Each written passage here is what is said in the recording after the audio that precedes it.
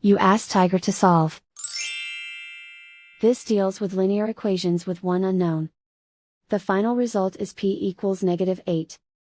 Let's solve it step by step. Simplify the expression. Expand the parentheses. Multiply the coefficients. Simplify the arithmetic. Group all constants on the right side of the equation. Subtract 5 from both sides.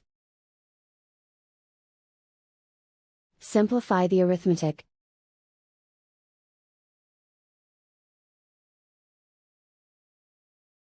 Isolate the p. Divide both sides by -25. Cancel out the negatives. Simplify the fraction. Move the negative sign from the denominator to the numerator.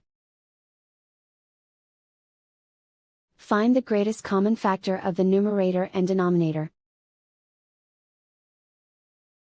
Factor out and cancel the greatest common factor. And so the final result is p equals -8.